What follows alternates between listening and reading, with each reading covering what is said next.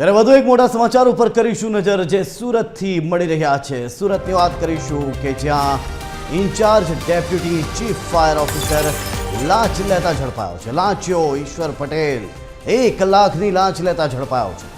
હોટલની fire NOC આપવા માટે ઈશ્વર પટેલે લાંચ માંગી હતી, ત્યારે લાંચિયો ઈશ્વર પટેલ રૂપિયા 1 લાખ પૂરા લાંચ લેતા રંગે હાથ એસીબીના હાથે ઝડપાઈ ગયો છે।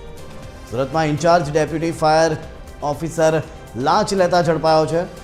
એનઓસી સામે લાંચ માંગી હતી। આ લાંચિયા ફાયર ઓફિસરે એક હોટલની ફાયર એનઓસી આપવા માટે 1 લાખ રૂપિયાની લાંચ લેતા ઝડપાઈ ગયો છે લાંચિયો ફાયર ઓફિસર ઈશ્વર પટેલ।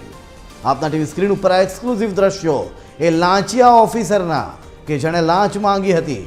ઈશ્વર પટેલ કે જેણે જ્યારે લાંચ માંગી ત્યારે દાદાગીરીથી માંગી હશે, પણ હવે નતમસ્તક થઈને મુંડી નીચે ઝુકાવીને સામે આવતો જોવા મળી રહ્યો છે।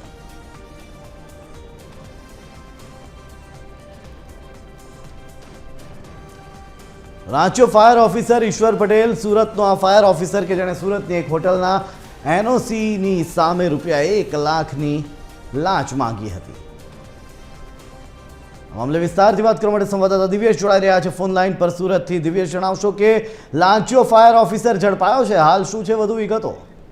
બિલકુલ, જે પ્રકારે આખી ઘટનાની વાત કરીએ તો જે પ્રકારે સુરત શહેરની અંદર ફાયર વિભાગ દ્વારા છેલ્લા ઘણા સમયથી જે એનઓસી ન હોય તેને લઈને એક મુહિમ શરૂ કરવામાં આવી હતી અને અલગ અલગ વિસ્તારોમાં હોટલો હોય અથવા તો અન્ય બાંધકામો જે મોટા હોય છે તમામમાં ફરજિયાત એનઓસી કરવામાં આવી હતી। તેવી જ એક ઘટના બની હતી જ્યારે એક હોટલના માલિક જે છે તે ફાયર એનઓસી લેવા માટે આવ્યા હતા, પરંતુ જે ડેપ્યુટી જે ફાયર ઓફિસર જે ઈશ્વર પટેલ છે તેમની પાસેથી આ ફાયર એનઓસી મેળવવાની હતી, પરંતુ તેમણે આ ફાયર એનઓસી આપવા માટે 1 લાખ રૂપિયા લાંચની માંગણી કરી હતી। જોકે હોટલ માલિક 1 લાખની લાંચ આપવા ન માંગતા હતા અને તેમણે આખી આ ટ્રેપ જે છે તે ગોઠવી હતી ને એસીબી ને જાણ કરતા એસીબી આખી ટ્રેપ ગોઠવી હતી અને ટ્રેપ પણ ક્યાં સુરત મહાનગરપાલિકાની તેમની જ ફાયરની ઓફિસની અંદર 1 લાખ રૂપિયા સ્વીકાર્યા હતા અને તેમને 1 લાખ સ્વીકારતાની સાથે જ એસીબી સીધી ત્રાટકી હતી ને ઈશ્વર પટેલ જે છે તે રંગે હાથ ઝડપાયા હતા।